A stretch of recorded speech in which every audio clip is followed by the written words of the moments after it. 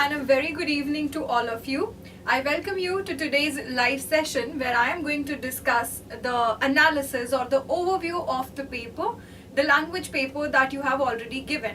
So it is going to be very beneficial for the students who are yet to give their CUET language paper, to be particular English language paper. So before starting this and before talking about the analysis, one update that I would like to give you is there has been a recent notice on the CUET-samarth.ac.in, the official website of CUET, that some exams, people who were to give their exam on the 8th, their exam may be postponed to 9th, 10th and 11th. So as in people who were to give their exam on the 9th, 10th and 11th, and we were anticipating that the admit cards will be out by the 8th. This is the latest update that they have given, that their exam might be postponed a little bit.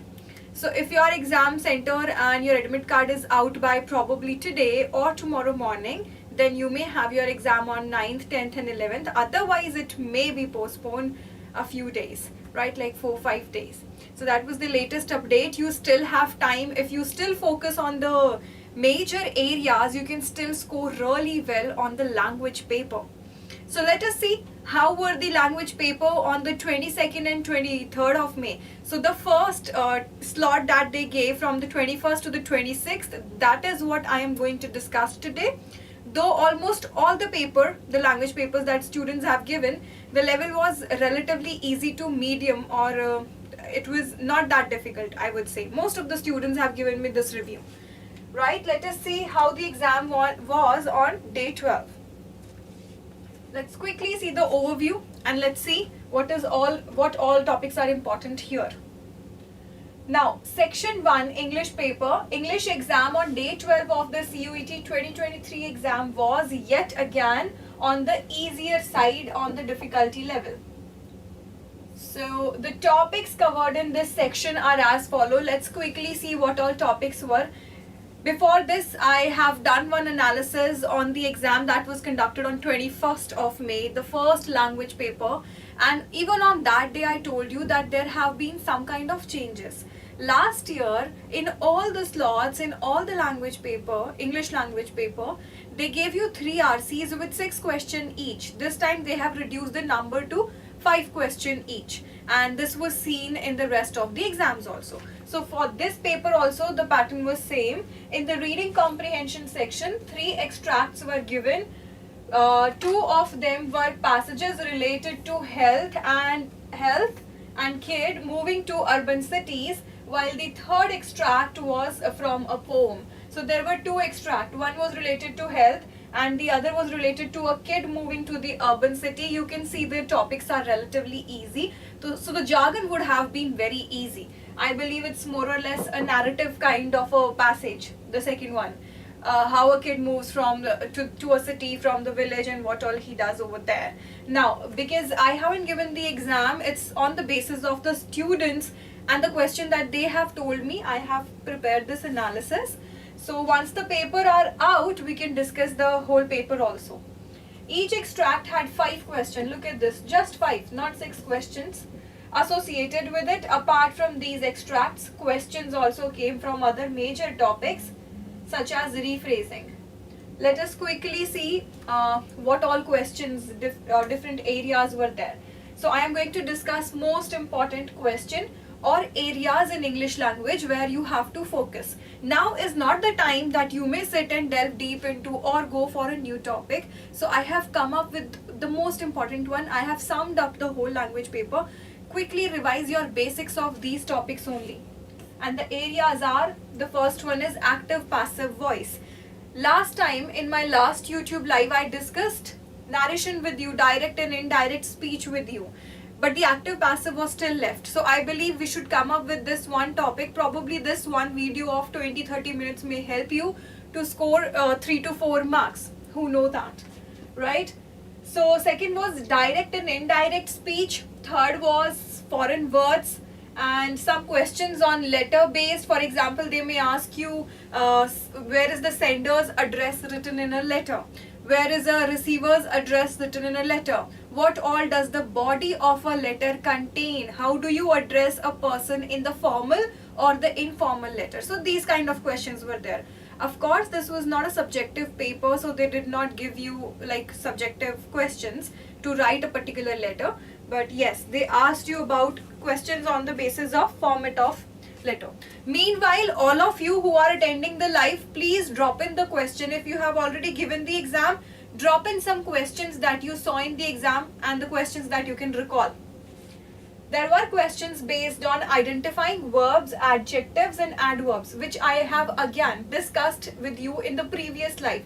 So you can go and refer to the list of my YouTube lives where I have discussed all of these topics. Next is fill in the blanks. Fill in the blanks tests two things in you. First is your knowledge of grammar. Second is your knowledge of words, your vocabulary, how good you are with the words that are given in the options. Then there were some questions on spelling and errors. 4 different spelling of same word are given. You have to identify the word which spells it correctly, or probably 4 different words are given. One of them is incorrect. You have to identify the incorrect spelling. So spelling based questions were there. Sentence correction question which tests your grammar. Again, do you have the knowledge of subject and verb agreement? Do you know how the structure of a sentence should be? Are you able to identify that there is some grammatical anomaly in the sentence? So that is sentence correction. So alternates were given in the option, that which option will you go with to correct this sentence. So easy question, trust me, these were all somewhere easy to moderate in difficulty level. Some questions on idioms and phrases that we use in our day-to-day life. Even if there is a new one for you, it would be that obvious that you can guess the meaning through the options. That is what I have received, the kind of response from students. Some questions on the modals and auxiliary are very easy. The usage of can, could, may, might, should. Where do we use these? So if you once look for some notes, you Google the usage of different modals, you will easily understand these. So simply brush up your fundamentals now. Synonyms and antonyms question, again some vocabulary question. A word is given, you are asked what is the synonym of the word or the antonym. And some questions based on parajumbles or sentence rearrangement, wherein 4 to 5 sentences are given, jumbled in a particular, not in a particular order, jumbled in a random order. You had to arrange them in a particular order to make a coherent paragraph. Right, so these were the areas from which we saw the questions. We have covered all of these topics. So now when you are revising it in these 2-3 days, you may even refer to my videos, because I've made videos almost on all of these topics. So you can see that also and then practice some question. Let us now quickly get into the active and passive voice, because last time I could not do it. And there are questions from active passive. I thought of coming with this particular topic. We will quickly revise all the rules of active and passive. Last time you showed a great response on the narration topic. I thought you would like active passive class also. Let's start it. In active voice sentences, we first of all need to understand what is this active and passive voice. Okay, active is something that has movement in it. As a word, if I look at, passive is something that lacks the movement. But how is it applied on the voices? Active voice sentences, the subject of the sentence is doing the verb. In active voice, the subject performs the action expressed by the verb. If you remember in my previous video, I told you there are 3 basic grammatical units in a sentence: subject, verb and object. Subject performs the action. That action is mentioned in the verb, and some effects of this verb will be seen on the object. So this is the basic grammatical structure in which we know that subject is either the thing that is performing the action or something is being said about the subject. And what all can a subject be? So if I talk about the parts of speech, your nouns, pronouns, or a noun phrase, the whole phrase which is doing the work of a noun there, it can be the subject. Noun, pronouns or noun phrases, right? So what do we do in active voice? In active voice, the subject performs the action, the verb. Example is, the man plays the flute, the man drove the truck. Now The man is the subject, he is a pronoun, he is a noun, man is a noun, right? This noun performs some action, action is plays. So this verb, here what have we seen, that the subject is doing the verb. But what is the case in the objective form, the passive form? Let's see. So this is the passive form. In passive voice sentences, the subject is having the action done to it by something else. So now the action is done to the subject by something else. To form the passive voice, use a form of helping verb. So what do? To change an active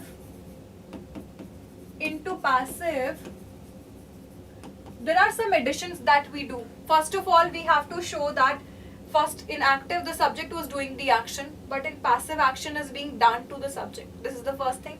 Second thing is we need to add some helping verbs, and we need to add some additional words here, and the verb will always be in the third form because it's passive, it's no more active, so it will be in the third form. These are the basic rules. The verb to be can be in just about any tense. Examples is the flute is played by the man, is played. So we have these, this is the helping verb. I have already told you in my last class, is, are, was, were, has, have, had, will be, shall be. These are known as helping verbs, which simply help us in knowing the tense of a sentence, of a verb. But then there are main verb. The main verb is played. So the flute is played by the man. Flute is the subject. Is the helping verb. Played is the main verb. The man is the object here. So what did we do? The truck was driven by the man. You remember in the last slide, the man was the subject. Now we have interchanged the places. We have added a helping verb also. We have changed the play into played also, and we have added a by also. Because eventually the action was done by the man only, no? So you cannot change it too much. The truck was driven by the man. So initially it was the man drove a truck, and now we've changed it into the truck was drove by the man. Let us see this now. Conversion of active and passive voices rules. Or first of all, let's see some example. After this, I will tell you rules for all the tenses. Rita wrote a letter. In this, Rita is the subject, wrote is the verb, a letter is the object. It will be a letter. I have added a helping verb here, which is was. So one thing is I have added a helping verb, was. A letter was written. I have changed it into verb's third form by Rita. So here it was verb's second form, which tells us this is simple past tense, and I have changed it into third form, and I have added by, and then I have used my subject, right? She cooks food. Subject plus verb plus object. She is the subject, cooks is the verb, food is the object. The food is cooked by her. Added a helping verb, changed the form of the verb, added a by, and then I have placed my subject here. Now, did you see she is changed into her? For this, you can refer to again my last class where I have told you how to change subjective pronouns into the objective pronouns. I is changed into me, right? He is changed into him. She is changed into her. They is changed into their, and all that. So you can see that table from the last class. Let us now see some basic rules. The places of the subject and the object in a sentence are interchanged. If I talk about the active, passive voices, if I talk about the conversion, this is the first thing you should know, that you have to change the subject and the object. This was the order. You have to interchange them. First rule. Only third form of the verb, that is past participle, will be used as the main verb. In where? In which place? In passive voice. Auxiliary verbs for each tense are given below in the table. Now guys, these are the only 3 rules that you must be careful of. And then it's rest, it depends upon your practice, how many questions you have solved. So one thing is easy, changing the subject into the object, object into the sentence. Right, This is also relatively easy. Whichever verb you have to change it into the participle form or the third form, verb's third form. What is challenging is to decide which all auxiliary or helping verb do I need to add in different sentences. It may be a sentence of simple present tense, it may be a sentence of simple past tense or simple future tense. But then which all auxiliary verbs or helping verbs should I add? We will quickly see those helping verbs for each and every tense. Hello Rohit. Yes, you perfectly remember the pronoun table. I can see that. Very nice. Right. So this is the first one. Auxiliary verb in passive voice that we use in present simple tense or simple present tense is MR. I am is used with I, is used with singular subject, are is used with plural subject. I hope this is clearly visible to all of you. So active voice में we say she sings a song. In passive voice we will simply say, first of all we will change the subject and the object.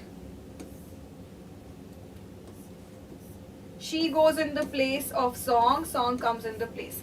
So now I have added a song.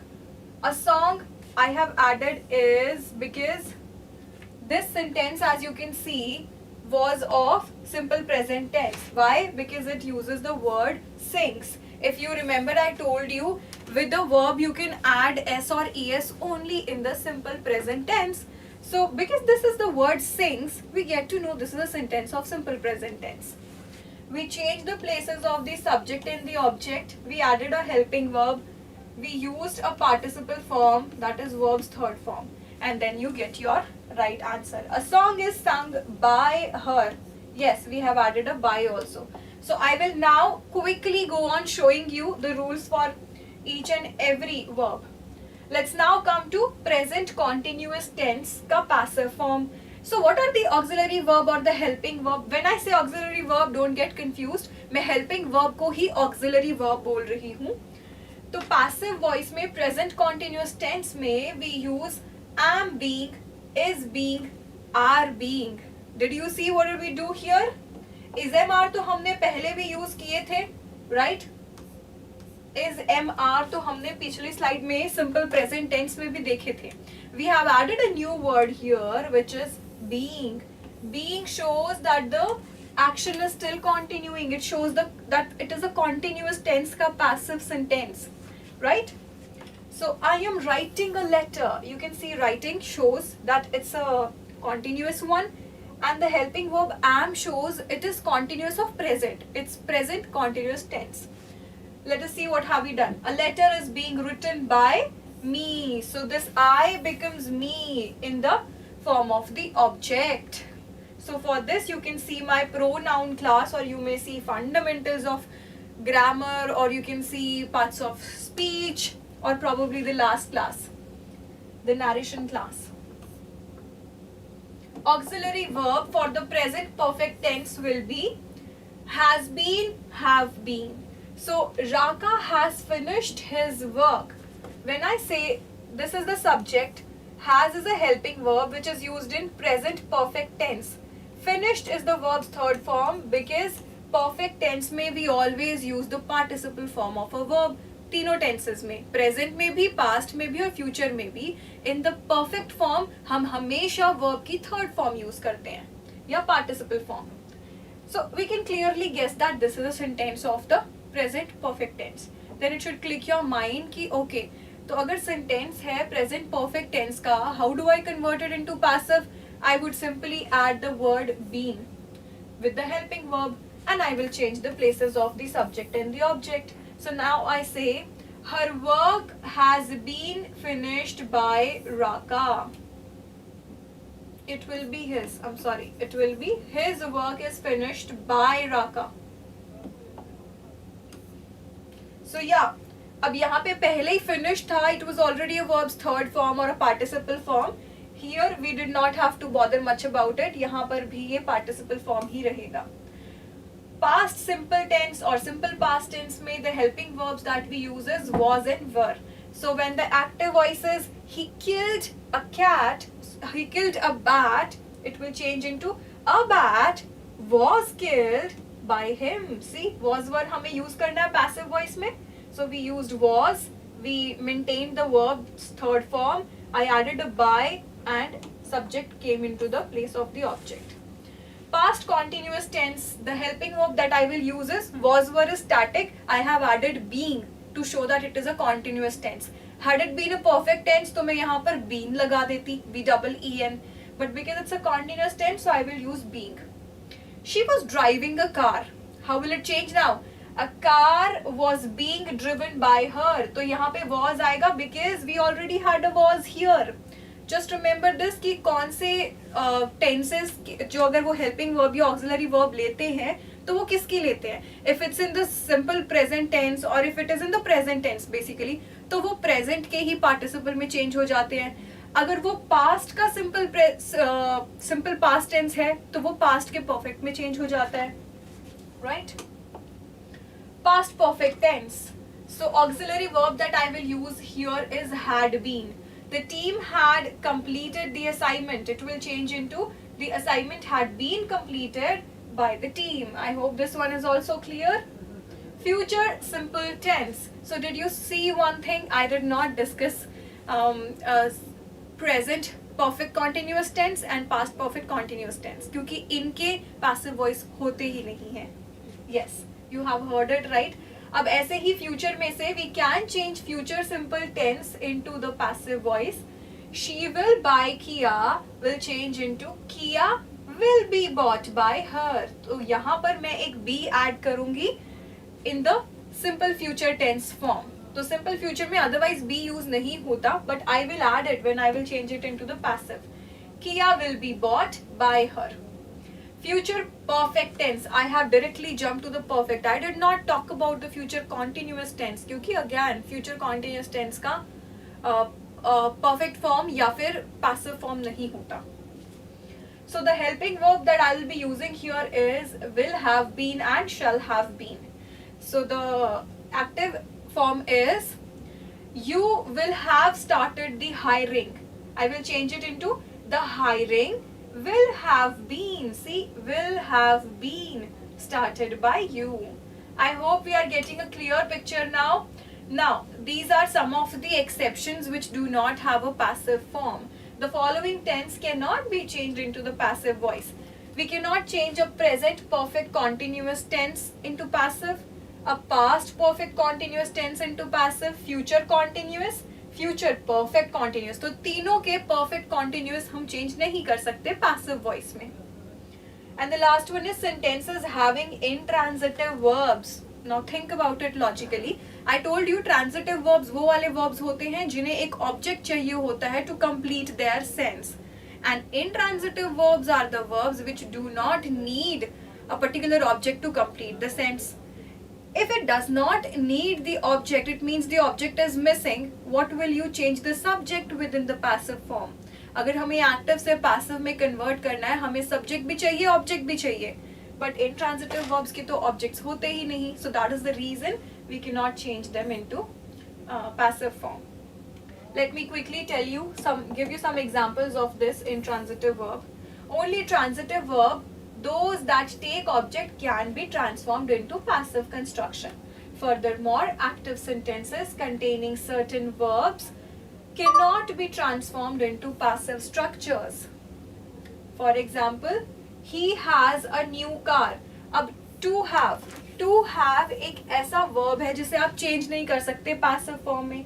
He has a new car, but we cannot say a new car is had by him. Does that make sense? We cannot say that. So this is one such example where you cannot change it into the passive form. Next rule is passive of interrogative sentences are normally of two type. एक होते हैं yes or no question वाले, दूसरे होते हैं WH question वाले. So till now we were doing the simple sentences. What if the sentence is already in the interrogative form? So I'm gonna discuss one or two rules with you and then you can continue on the same line. So yes and no questions are those questions which begin with auxiliary. Yes or no वाले question शुरू ही helping verb से होते हैं. Helping verbs कौन सी? Is, am, are. Now look at this example. Is she, start किया ना हमने हेल्पिंग वर्ब के साथ, ऑक्सिलरी वर्ब के साथ. Is she writing a letter? तो इसका आंसर हम सिर्फ यस या नो में देते हैं. So it will change into is a letter being written by her. So rest everything is using the same rules. It's just that आप is को is ही रखते हो यहाँ पे. फिर आप ऑब्जेक्ट को सब्जेक्ट की प्लेस पे लेके आए हो और फिर आपने being ऐड किया है क्योंकि ये कॉन्टिन्यूअस फॉर्म है. और फिर आपने राइटिंग की जगह पे written किया है, verbs third form in passive voice. by add किया है and you have brought the subject to the object's place. Question beginning with do or does. The passive structure of such question will be as per the following. Is, MR plus subject plus verbs third form plus by plus agent. Let's have a look at this example. Does he need a pencil? So we will change. We won't start it with does. जैसे हमने helping verbs के case में passive voice में भी is, MR use किया था. यहाँ पर instead of using the does, you will use is. Is a pencil needed by him? This will be the right form. So I have given you, you can say, a peep into the active and passive voices. How do you change it? And now I know we have all done it in the school. It was just this revision that was needed. Now practice as many questions as you can and practice as many mocks as you can. And all the very best to this last lot of people or students who are still to give their CUET exam. I wish you all the luck and I wish that you come out of the exam with the flying colors. And it's just that have faith in yourself, you will be able to crack this particular exam. Thank you so much. All the very best. Keep smiling and keep shining.